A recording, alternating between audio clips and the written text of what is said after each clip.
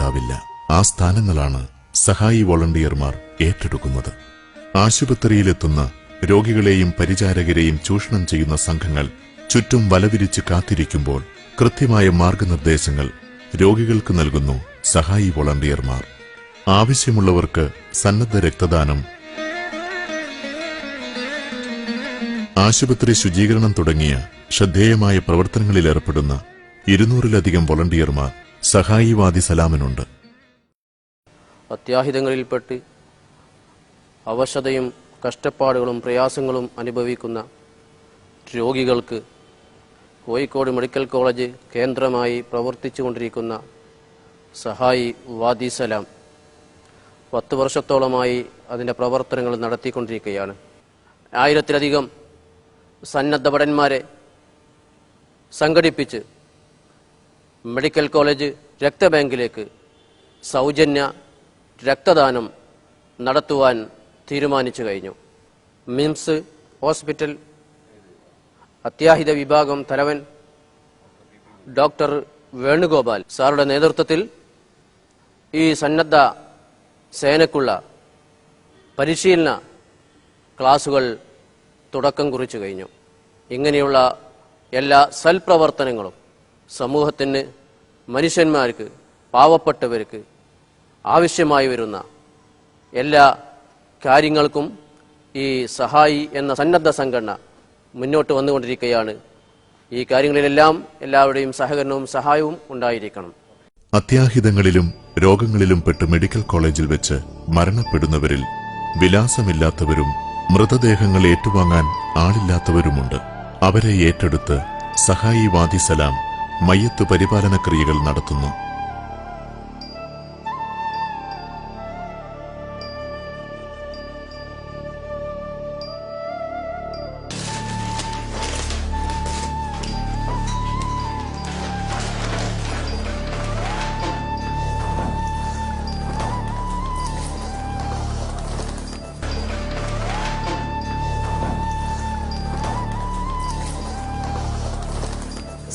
സൗജന്യ ആംബുലൻസ് സേവനത്തിലൂടെ ആവശ്യമുള്ളവർക്ക് മൃതദേഹങ്ങൾ വീട്ടിലെത്തിക്കുന്നു.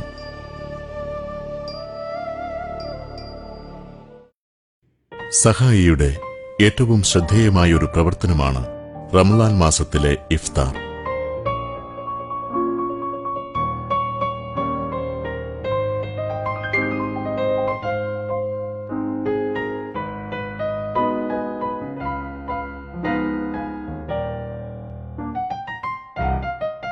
മെഡിക്കൽ കോളേജിലുള്ള ആയിരക്കണക്കിന് രോഗികൾക്കും അവരെ പരിചരിക്കുന്നവർക്കും ഈ മാസത്തിൽ ഇവിടെ ഇഫ്താർ നൽകുന്നു.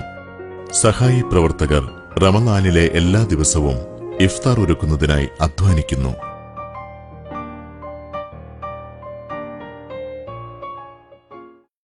രക്തജന്യ രോഗമായ തലാസീമിയ ബാധിച്ച് മെഡിക്കൽ കോളേജിൽ ചികിത്സ തേടി വരുന്ന അനേകം കുട്ടികളുണ്ട്. ഓരോ മാസവും വൻ സാമ്പത്തിക ബാധ്യതയാണ് ഇതിന്റെ ചികിത്സയ്ക്ക് വേണ്ടി വരുന്നത്.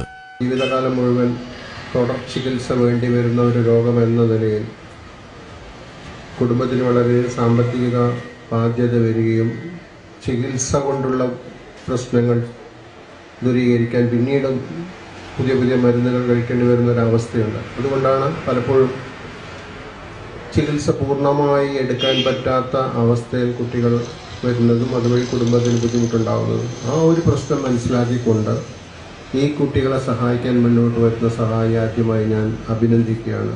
കാരണം സമൂഹത്തിൽ പലതരം രോഗങ്ങളുണ്ട്. അപ്പോൾ ചില പ്രത്യേകതരം രോഗങ്ങൾ ഇതേമാതിരി പാരമ്പര്യ രോഗങ്ങൾ എന്ന പേരിൽ ജീവിതകാലം മുഴുവൻ കുട്ടികൾ മരുന്ന് കഴിക്കേണ്ടി വരുമ്പോൾ അത് പലപ്പോഴും കുടുംബത്തിന് താങ്ങാൻ പറ്റാത്ത അവസ്ഥ. അങ്ങനെയുള്ളവരെ കണ്ടുപിടിച്ചുകൊണ്ട് അവർക്ക് അത്യാവശ്യമായ സഹായങ്ങൾ ചെയ്യുകയും അവരുടെ സമൂഹത്തിലെ സാധാരണ വ്യക്തികളെ പോലെ വളരാനുള്ള സാഹചര്യം ഒരുക്കുകയും ചെയ്യുന്ന കാര്യത്തിൽ നമുക്കറിയാം ഈ സംഘടനയും ഈ സംഘടനയിൽ പിന്നിൽ പ്രവർത്തിക്കുന്ന കരന്തൂർ മർക്കസും വളരെയധികം പ്രവർത്തനം കാഴ്ചവെക്കണമെന്ന് നമുക്കറിയാം.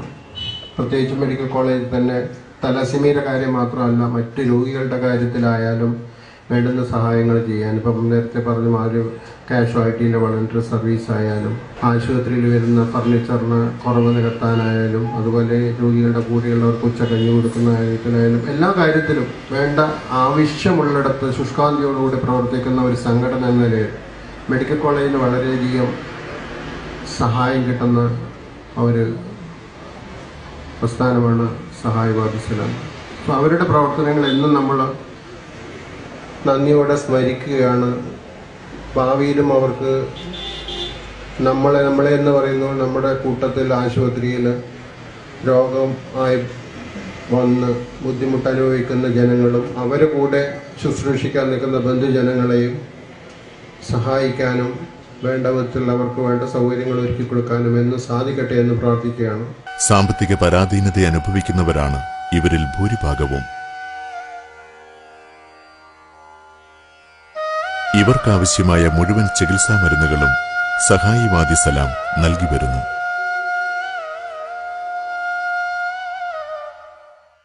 ഇവിടെ നമ്മൾ ഒരു കൊല്ലം മുമ്പേ മെഡിക്കൽ കോളേജ് ഹോസ്പിറ്റലിൽ വെച്ച് ഒരു ചടങ്ങ് സംഘടിപ്പിച്ചു.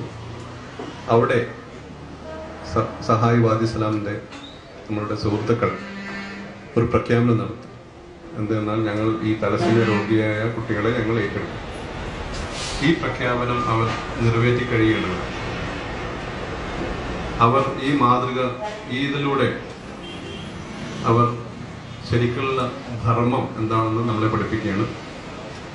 അതുകൂടാതെ ശരിക്കുള്ള ആധ്യാത്മികം എന്താണെന്ന് ഇതിൽ കൂടെ വരും. മാനവ സേവയാണ് ശരിക്കുള്ള ദൈവത്തിലേക്കുള്ള എത്താനുള്ള ഏറ്റവും നല്ല മാർഗമെന്ന് വിശ്വസിക്കുന്ന ഒരു കൂട്ടരാണ് സഹായ് വാദിസലാം എന്ന് ഞാൻ മനസ്സിലാക്കുന്നു. ഇപ്പോൾ സഹായി ചെയ്തുകൊണ്ടിരിക്കുന്ന വൈവിധ്യങ്ങളായ പ്രവർത്തനങ്ങൾക്ക് മാസാന്തം 5 ലക്ഷത്തോളം രൂപ ചെലവ് കണക്കാക്കുന്നു. വരും നാളുകളിൽ സഹായിയുടെ പ്രവർത്തന പദ്ധതികൾ വിപുലീകരിക്കുന്നതിനു വേണ്ടി വിപുലമായ സൗകര്യങ്ങളോട് കൂടിയുള്ള മർക്കസിന്റെ കെട്ടിട സമുച്ചയങ്ങൾ ഏറ്റെടുത്തു കഴിഞ്ഞു. ഈ കെട്ടിടത്തിൽ സ്കാനിംഗ്, എക്സ്റേ, ലബോറട്ടറീസ്, അതുപോലെ ഡയാലിസിസ് സെന്ററുകൾ, ഡയഗ്നോസ്റ്റിക് സെന്ററുകൾ തുടങ്ങി വൈവിധ്യമാർന്ന പ്രവർത്തനങ്ങളാണ് ഞങ്ങൾ നടത്താൻ ഉദ്ദേശിക്കുന്നത്. സ്കാനിംഗ്, എക്സ്റേ സംവിധാനങ്ങൾക്ക് മൊത്തം 3 കോടി രൂപയാണ് ഞങ്ങൾ എസ്റ്റിമേറ്റ് കണക്കാക്കിയിട്ടുള്ളത്. ആദ്യഘട്ടം എന്നുള്ള നിലയിൽ ഡയാലിസിസ് യൂണിറ്റ് സ്ഥാപിക്കുക എന്നുള്ളതാണ് പ്രധാനപ്പെട്ട ഒരു പ്രവർത്തനമായി കണക്കാക്കിയിട്ടുള്ളത്. ആ ഡയാലിസിസ് യൂണിറ്റ് മർക്കസിന്റെ കീഴിൽ പൂനൂരിലുള്ള PHRC Poonoor hospital and research സെന്ററിൽ വിപുലമായ സൗകര്യങ്ങളോടുകൂടി ആധുനിക സംവിധാനങ്ങളോടുകൂടി 10 ഡയാലിസിസ് യൂണിറ്റുകൾ സ്ഥാപിക്കുക എന്നുള്ളതാണ് ആദ്യഘട്ടത്തെ പ്രവർത്തനം. അതിന് 1 കോടി രൂപയാണ് ചെലവ് കണക്കാക്കിയിട്ടുള്ളത്. അതുപോലെ മെഡിക്കൽ കോളേജിൽ നിലവിലുള്ള സഹായോടനുബന്ധിച്ചുള്ള മർക്കസ് ബിൽഡിംഗിൽ ലബോറട്ടറീസ് സൗകര്യങ്ങൾ, പാത്തോളജി, മൈക്രോബയോളജി, അതുപോലെ ഹെമറ്റോളജി തുടങ്ങിയ ലാബുകൾ സ്ഥാപിക്കുവാൻ ഏകദേശം 75 ലക്ഷം രൂപ ചെലവ് കണക്കാക്കുന്നു. മെഡിക്കൽ കോളേജിൽ എത്തുന്ന രോഗികൾക്ക് അവരെ താമസിപ്പിക്കുവാൻ വളരെ പ്രയാസം അനുഭവിക്കുന്ന ഒരു കാഴ്ചയാണ് കണ്ടുവരുന്നത്. ആ രോഗികൾക്ക് ആവശ്യമായ താമസ സൗകര്യം ഒരുക്കുന്നതിനു വേണ്ടി ചുരുങ്ങിയത് 20 പേരെയെങ്കിലും താമസിക്കാൻ ആവശ്യമായ സംവിധാനങ്ങളാണ് ആദ്യത്തിൽ ഞങ്ങൾ നടപ്പിലാക്കാൻ ഉദ്ദേശിക്കുന്നത്. അതിന് 30 ലക്ഷം രൂപ ചെലവ് കണക്കാക്കുന്നു. അതുപോലെ മെഡിക്കൽ കോളേജിൽ ഇപ്പോൾ സഹായി സൗജന്യമായി മാത്രമാണ് മരുന്ന് നൽകുന്നത്.